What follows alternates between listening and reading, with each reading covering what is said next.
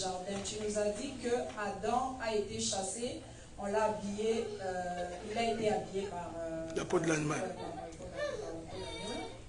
Après, tu as omis de dire quelque chose, tu avais dit que tu allais l'expliquer, mais tu ne l'as pas expliqué. Quand Adam était à l'extérieur, c'était pour protéger contre les autres animaux. Parce qu'à l'extérieur du jardin, il y avait des autres animaux. Je suis un peu mêlée, hein, parce que je me dis, est-ce que quand Dieu créait la terre, c'était comme Canada, admettons, et le jardin, c'était comme Ottawa, il y avait une petite portion où le Seigneur a pris la terre, et c'est là qu'on a appelé ça jardin de Dain.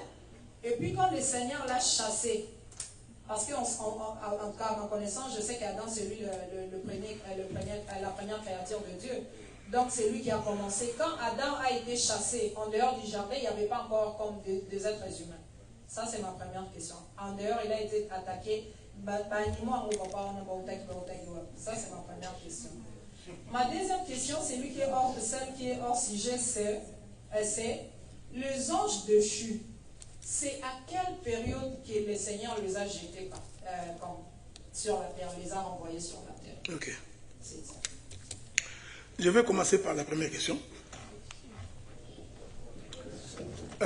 Pendant que je parle, je cherchais les versets, je n'ai pas encore trouvé. Est-ce que vous savez que tous les animaux de la terre ne sont pas rentrés dans l'arche, non? Amen. Amen. Hein? Amen. Tous les animaux. La Bible dit que tu prendras 7 paires des animaux purs et 7 paires des animaux impurs. On est ensemble, non? Bon, je réponds à ta question par une question, mais ce n'est pas à toi de répondre, je vais répondre. Puisque tous les animaux n'étaient pas rentrés dans l'arche et que Dieu a détruit toute la terre, cela veut dire que si après les déluges, tous les animaux étaient morts, il n'y aurait sur la terre que les 7 paires pures et les 7 paires impures qui étaient entrés dans l'arche. On est ensemble, non? Ça, je raisonne. C'est là où je dis, vous savez, quand Dieu fait des choses, il y a toujours des mystères qu'il cache. Parce que si nous réfléchissons à la manière des hommes, tous les animaux de la terre ne sont pas rentrés dans l'arche. Je ne sais pas si vous me faites. Bon, je vais prendre un exemple. Peut-être que là, quand je dis vous ne comprenez pas, les crocodiles ne sont pas rentrés dans l'arche. Les poissons ne sont pas rentrés. Toutes les sortes de poissons ne sont pas rentrés dans l'arche. Vous comprenez? Mais Dieu avait tout détruit pour recommencer. En fait, quand Dieu posait cet acte-là, il était en train de recommencer la création.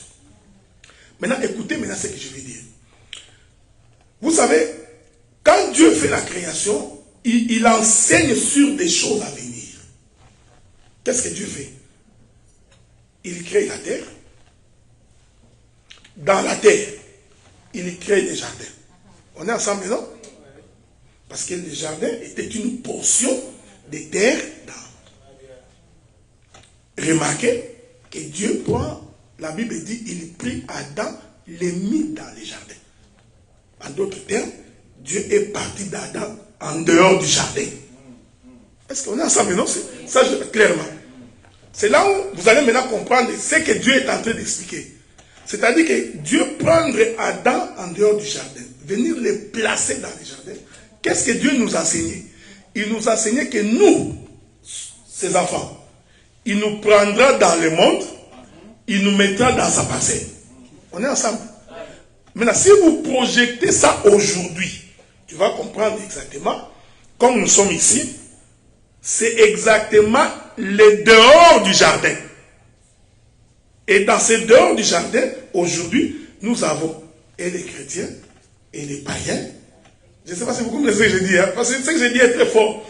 Donc, ce que je voulais dire, les autres animaux qui sont en dehors du jardin représentaient les autres peuples que Dieu n'avait pas prédestinés pour être dans les jardins. C'est pourquoi je vous ai fait remarquer. Adam, comme la dernière création manifestée sur la terre, Dieu l'a répété déjà depuis le premier jour de la création. Quand Dieu créait la lumière, il créait Adam, il créait un homme. On est ensemble. C'est Jésus qui dit, je suis la lumière du monde. Ok? Vous êtes la lumière du monde, représentation. Quand Dieu crée la terre, c'était toujours la représentation de l'homme. Quand il vient créer les arbres, je ne sais pas si vous comprenez, Même les arbres étaient toujours la représentation de l'homme. Je précise, cette création-là, c'était la création totale. Jusque-là, le jardin n'est pas encore posé. Je vais répéter ça parce que je sais que c'est... Je vais répéter. Regarde. Dieu crée d'abord. On est ensemble, hein? Il crée les oiseaux, les animaux. Il crée. Ce n'est pas fini. La Bible dit, après Dieu planta un jardin en Éden. Il a planté les jardins après avoir créé. Est-ce qu'on est ensemble, non? Maintenant, quand il place les jardins, à l'intérieur du jardin, il y avait un groupe d'animaux dans tout ce qu'il avait créé avant. Si j'avais un tableau, j'allais bien expliquer. C'est-à-dire qu'il y a eu des lions qui se sont retrouvés dans les territoires d'Éden. Il y a eu des lions qui étaient en dehors d'Éden. Maintenant, les animaux que Adam a donné les noms, ça j'explique d'abord parce que c'est la prophétie, c'était les animaux qui étaient en Éden. Ceux qui étaient en dehors d'Éden, Adam n'a pas donné les noms. Dans la pensée prophétique de l'Écriture, Dieu voulait dire, le monde tel que vous le voyez est rempli des hommes. Mais les enfants de Dieu sont casés en Éden. Et c'est là-bas qu'ils portent les noms de Dieu. Je donne une autre illustration pour expliquer ce que je voulais dire. Joseph dit à ses frères, Joseph descend en Égypte, il règne. Quand ses frères arrivent, il dit à ses frères ceci. Il dit, si Pharaon vous pose la question, où voulez-vous habiter? Vous direz à Pharaon, nous habiterons Goshen. Mais vous savez que Goshen était en Égypte, non? Maintenant, quand tu rentres en Égypte, qu'est-ce que tu vas voir? Tu verras toute l'Égypte. Ils sont tous des humains. Mais tu vas remarquer qu'à l'intérieur de l'Égypte, il y a une portion de terre qui ne renferme que les frères de Joseph. C'est ce que je voulais dire. C'est-à-dire, prophétiquement, les animaux qui étaient en dehors du jardin représentaient ce monde ici pour lequel Dieu n'a pas donné sa vie. Maintenant, quand on chasse Adam d'Éden, prophétiquement, c'est ce que nous étions quand nous avions quitté les cieux. Nous sommes rentrés dans le monde. Et rentrant dans le monde, c'est l'écriture où Jésus dit à ses disciples, je vous envoie comme des agneaux au milieu des loups. Soyez prudents comme les serpents, simples comme la colombe. Donc c'est pour dire, un enfant de Dieu, quand il est dans le monde, il doit savoir qu'il y a d'autres animaux. Les animaux là, il ne faut pas aller croire que ce sont les bâches. Non. Parce que Paul dit, voici, il y a des hommes animaux. Un homme animal. C'est un homme, non? Mais Paul l'appelle un animal. C'est-à-dire que pendant que nous sommes ici, nous enfants de Dieu, il y a le signe de Dieu, tout autour de nous ici, nous sommes entourés de méchants. C'était ça la pensée de ce que Dieu voulait dire. Maintenant, à propos des anges déchus, parce qu'il y a une double création. Dieu a fait une double création. Il y a d'abord la création céleste, la création invisible et la création visible. Ça, il faut le savoir. Ce que vous lisez là dans la Bible, au commencement, Dieu créa. Ça, c'est la création visible. Avant cette création visible, il y a la création invisible. Quand Dieu a créé les anges, c'est Ézéchiel qui donne quelques bribes de ce qui s'est passé. Donc, les anges déchus ont été renvoyés sur la terre avant que Dieu ne vienne poser Adam sur la terre. Avant, j'ai dit ceci, les anges déchus ont été manifestés avant la création visible. C'est-à-dire, il y a eu d'abord guerre dans les cieux. La difficulté, l'ange Michael s'est battu avec les groupes d'anges. C'est à ce moment-là qu'il les précipita sur la terre. Mais là, la création visible n'était pas encore manifestée. Donc, les anges, parce que vous nous dites que les anges, je pense qu'ils ont engrossé les femmes. Non, qui dit ça? C'est pas dans la Bible. Non. Regardez, bon, d'abord je vais vous donner un conseil. Hein? Il faut pas lire beaucoup de livres. Il y a beaucoup de... Jonas, tu as une question, il faut que tu poses. J'aime bien tes questions. Si vous lisez, il faut faire attention avec ce que vous lisez. Regardez, bon, je vais dire ceci. Ici, sur le plan, parce que moi je crois que même quand tu es un homme de Dieu, des fois il faut aussi étudier, faire des recherches. C'est très important. il y a deux courants théologiques à propos de cette question-là. Il faut les savoir. Il y a certains qui trouvent que quand la Bible avait dit les fils de Dieu connurent les filles des hommes et de cette union sortirent des géants, certains disent que ce sont les anges déchus qui sont venus pour prendre les filles des hommes. Et il y a eu des géants. Nous n'avons pas cette confession-là. Nous avons la confession que c'est ce qu'on appelle les fils de Dieu. Parce qu'il y a une écriture, c'est pas, on peut me le trouver, l'écriture qui dit de qui les anges Dieu a-t-il appelé son fils. Hein? C'est Hébreu, hein? Tout le monde sait l'écriture là. Hébreu confirme que Dieu n'a jamais appelé un ange son fils. Ça n'existe pas. C'est pourquoi nous avons des difficultés quand on dit que ces anges-là, c'est ce qu'on appelle les fils de Dieu. Ça nous pose un problème parce que l'écriture dit que lesquels des anges Dieu a-t-il appelé son fils? Dieu appelle les anges ses serviteurs, ses envoyés. Auquel? Parce que la notion du fils dans la Bible, c'est engendré dans les entrailles. C'est très important de le savoir. Maintenant, nous avons la confession que, ça je vais vous expliquer, Adam donne naissance à Caïn et Abel. Ça vous savez. Caïn tue Abel. Parce que Abel, c'était la lignée de Dieu. Caïn tue Abel. En d'autres termes, Caïn venait de couper la suite de la descendance de Dieu. Et l'écriture dit, Adam, âgé de 130 ans, engendra un fils à sa ressemblance. Je veux que vous reteniez ça parce que c'est très important. La Bible répète les mêmes mots que Dieu avait utilisés quand il créait Adam. Dieu avait dit, créons l'homme à notre image, selon notre propre ressemblance. Alors, Adam, âgé de 130 ans, va engendrer un fils. Il faut faire attention. Pourquoi le prophète Moïse nous fait faire attirer l'attention sur ça? Il dit, âgé de 130 ans, Adam engendra un fils à sa ressemblance. Donc, il répète les mêmes termes que Dieu avait utilisés quand il créait son père. Je ne sais pas si vous comprenez ça. C'est pour dire que Adam, parce que l'Écriture dit que Ève est la mère de tous les êtres vivants. Donc, nous croyons que Adam, après la mort de Seth, a eu d'autres enfants. Mais il n'a pas eu l'enfant qui lui ressemblait. C'est pourquoi quand Seth naît, on fait mention de Adam engendrant un fils à sa ressemblance. Il appela du nom de Seth. Et c'est dans la lignée de Seth que Jésus est né. Amen. Vous comprenez ça? Voilà. Donc l'Éternel a pris Seth parce qu'il nous a menés vers Christ. Maintenant, Dieu va établir une loi. C'est comme ça que nous comprenons.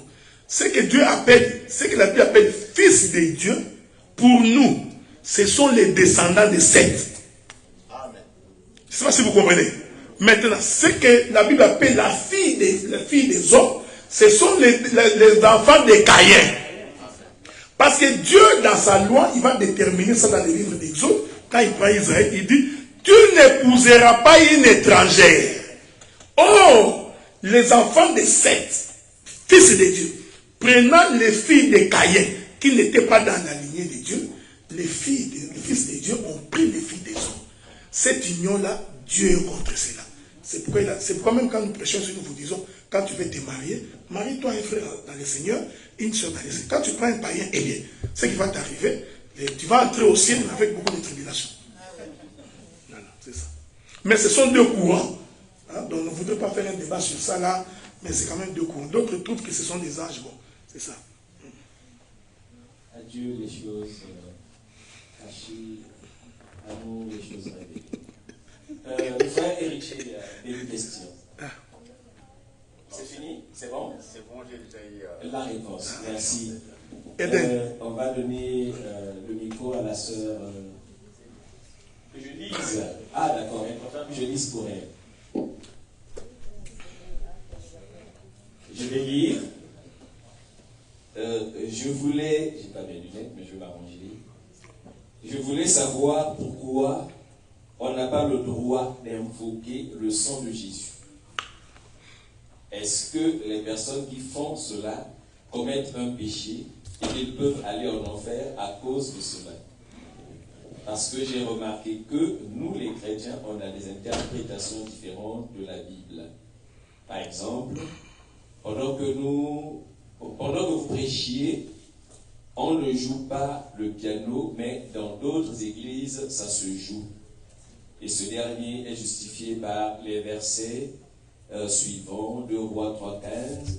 Maintenant, amenez-moi un harpiste, tandis que le harpiste jouait, la main de l'Éternel reposa sur Élisée.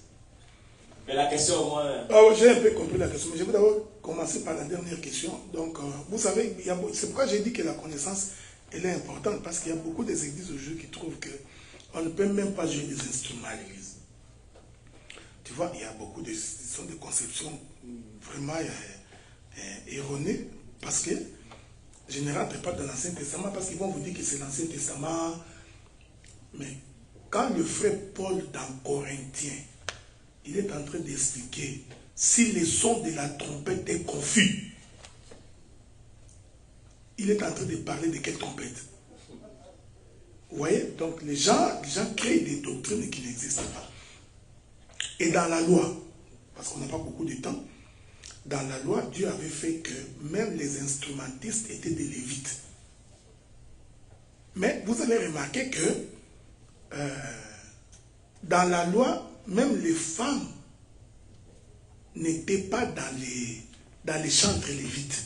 Tu vois, les lévites, là, qui jouent l'instrument, qui chantaient. Dans la loi de Moïse, il n'y avait même pas de femmes. Donc pour que tu chantes, il faut que tu sois un homme. Pour que tu joues de la musique, il faut que tu sois un homme. C'est lui qui est venu faire entrer les femmes dans les chants, c'est David. Ça, vous lisez dans le livre d'un chronique. Lorsque l'arche de l'Éternel rentrait et qu'il a voulu organiser, lisez la Bible, c'est David qui fait entrer les femmes dans le ministère des chants. C'est là où nous faisons la différence entre les sacerdoces de la loi et les sacerdoces de la grâce. Parce que ce que David fait, il nous renseigne aujourd'hui. C'est pourquoi aujourd'hui nous avons des sœurs qui peuvent chanter et les instruments, nous ne voyons aucune écriture qui pourrait l'interdire à pouvoir utiliser. Mais ce qui est vrai aussi, ça il ne faut pas l'oublier, malheureusement la plupart de nos musiciens qui chantent dans nos églises, je ne parle pas d'ici, la plupart ils se comportent comme des stars. Ils ne sont pas là vraiment pour servir Dieu. C'est là où peut-être qu'il y a des hommes qui trouvent que c'est de la distraction. Moi j'ai vu un frère, je ne cite pas son nom, en plein concert, il sort d'abord derrière, il fume le cannabis. Il fume, et puis il rentre sur le podium. Vous voyez? Et puis il faut savoir que les esprits continuent. Il y a un esprit chez les musiciens. Vous allez remarquer, rare que tu trouves les musiciens qu'on a fini comme ça, pendant qu'on partage et s'asseoir et écouter la parole. Non. Nous, quand on partage et ils se promènent. Maintenant, quand il s'agit de jouer, il rentre, il joue. Logiquement, si on est à la rigueur de la doctrine, un type comme ça ne peut même pas jouer. Ça, je vous dis honnêtement. Quelqu'un qui, quand nous prêchons, lui, il est dehors. Quand nous prions, il est dehors. Quand il s'agit de venir jouer le piano, il vient jouer le piano. Vraiment, si on veut être rigoureux, on les chasse. On tape les tam-tams, et puis c'est comme ça, chacun apprendra à craindre Dieu. Je crois que c'est comme ça que beaucoup de pasteurs ont peut-être trouvé que, bon, écoutez, arrêtez cette histoire de musique-là, parce qu'il y a trop de désordre. C'est dans les chants qu'on va trouver des concubinages, des copains, des copines. Ça commence là-bas.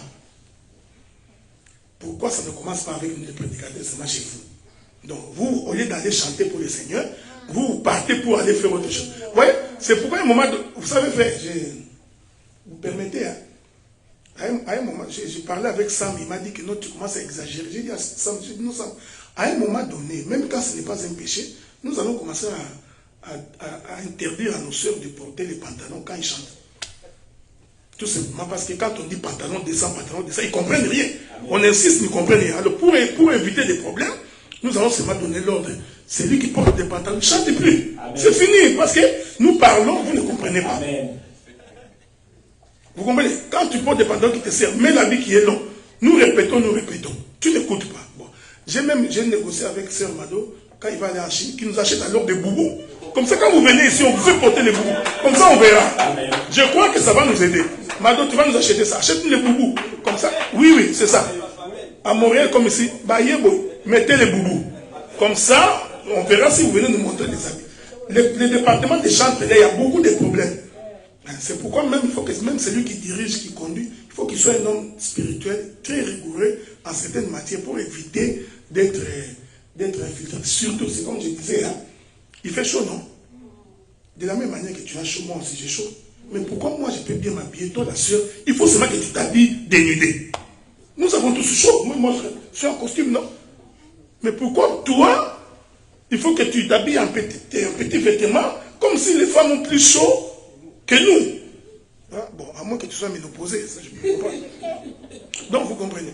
Donc, maintenant, le problème du sang, écoutez frère, il faut d'abord se dire ceci. La Bible dit que les hommes prient Dieu en invoquant son nom, en levant les mains en tout lieu, des choses comme ça. Il faut d'abord savoir que nous reconnaissons l'œuvre du sang de l'agneau. Ok? Le sang de l'agneau, le sang de Jésus a été versé pour nous donner la vie. Mais c'est comme j'ai toujours dit, la Bible était, le pays de Canaan est composé de plusieurs territoires. Quand tu lis la Bible, il faut circuler pour aller voir si ça marche. Regardez. Le Seigneur dit dans sa parole que la vie se trouve dans les sangs. C'est pourquoi, au temps d'Israël, Dieu avait dit aux enfants, vous mangerez la chair, mais le sang, vous ne toucherez pas, vous le verserez par terre. On est ensemble, non? Ça, on peut expliquer beaucoup de choses. Il prive Israël de la vie, il prend le sang, il dit verser par terre. La terre, là, c'est nous. C'est l'église. Mais, la femme. Mais la Bible dit que la vie se trouve dans le sang. Donc, quand on parle du sang, selon la Bible, sang veut dire vie. Il faut enlever dans ton esprit que sang veut dire rouge. Le sang est rouge, c'est vrai. Mais dans la Bible, quand on dit sang, je ne sais pas si vous comprenez. La Bible dit au jour des aspersions, le sacrificateur mettait son doigt dans le sang et il aspergeait sur le peuple. Techniquement, c'était sale, parce que vous devenez sale, hein? Ça, c'est la loi. Mais aujourd'hui, pendant que nous prêchons, nous sommes en train d'asperger. Je ne sais pas si vous comprenez. Pendant que tu prêches ici, j'asperge le sang. Mais ce sang-là que j'asperge aujourd'hui, ce n'est pas un sang rouge. Parce que le livre des Jean va te poser un sérieux problème. Je ne sais pas si je peux trouver cette écriture-là. Je voudrais qu'on lise quand même ça. C'est très important. Jean 6, 63. Hein? Ok. Prenons le livre de Jean, chapitre 6, le verset 63. Oui. Je vais même commencer. Attendez, 63. On peut commencer plus haut. Voilà, je vais commencer par le verset 62. Et si vous voyez le Fils de l'homme monter où il était auparavant, c'est l'esprit qui vivifie, la chair ne sert à rien. Les paroles que je vous ai dites sont esprit et vie. Vous voyez ça? Je ne sais pas si vous comprenez. La vie se trouve dans les sangs. On est ensemble, non? Jésus dit, j'ai donné, je verse mon sang. Il voulait dire en d'autres termes, je vous donne ma vie. Mais jusque-là, il n'est pas encore mort.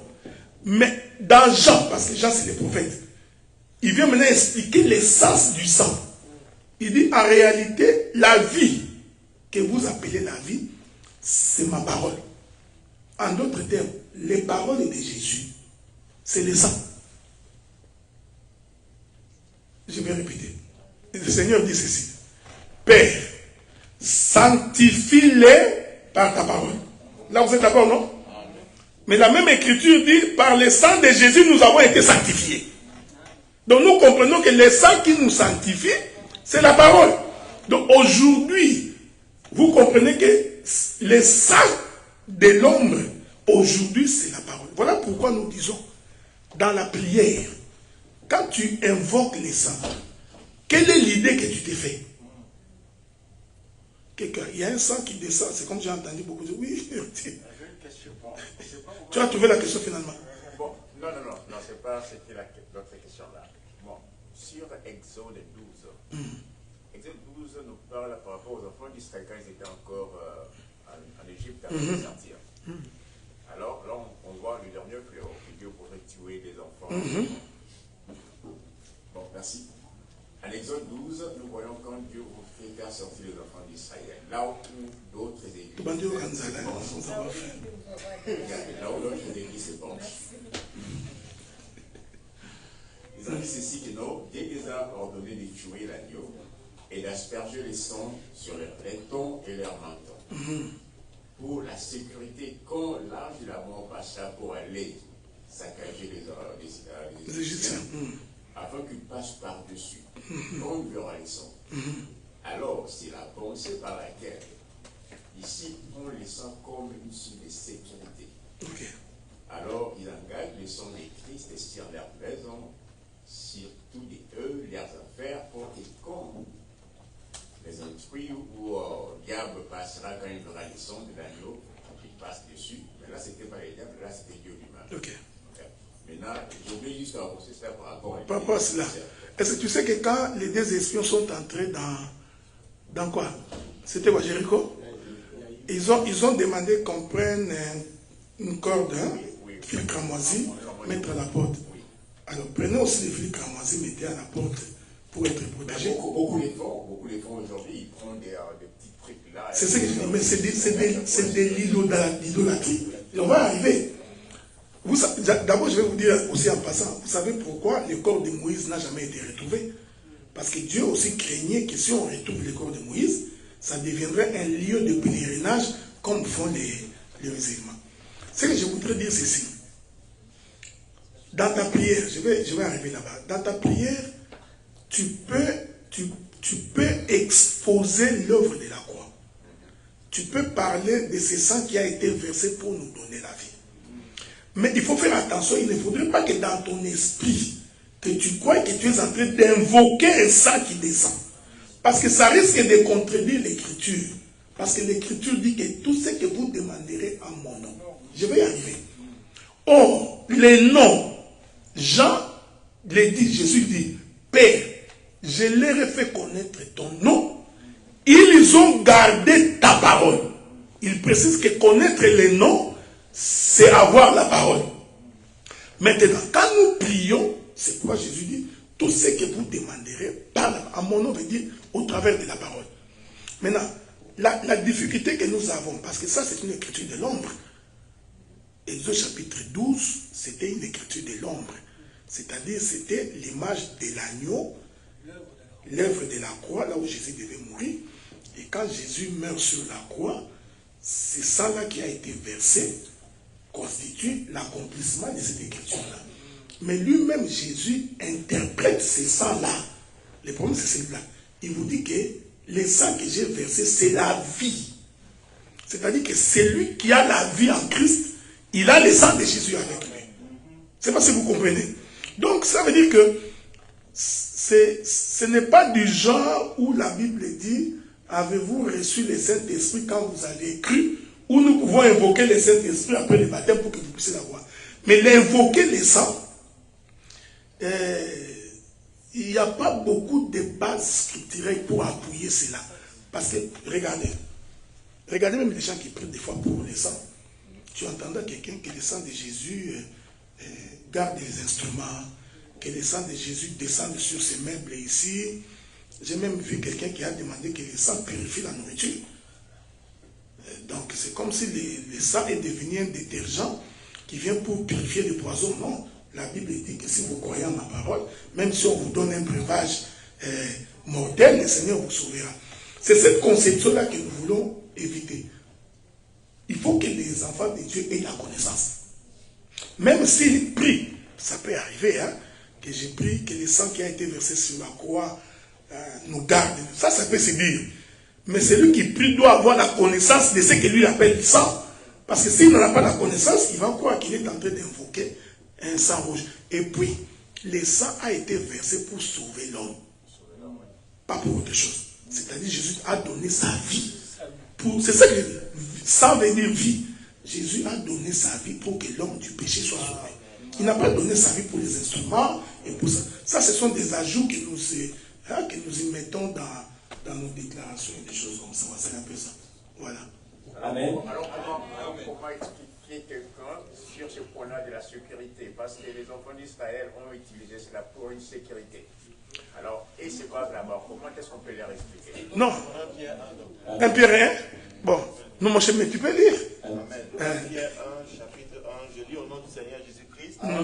Pierre, apôtre de Jésus-Christ, à ceux qui sont étrangers et dispersés dans le Pont, la Galatie, la Cappadoce, l'Asie et la Bithynie, et qui sont élus selon la préscience de Dieu le Père par la sanctification de l'Esprit, afin qu'ils deviennent obéissants et qu'ils participent à l'aspersion du sang de Jésus-Christ.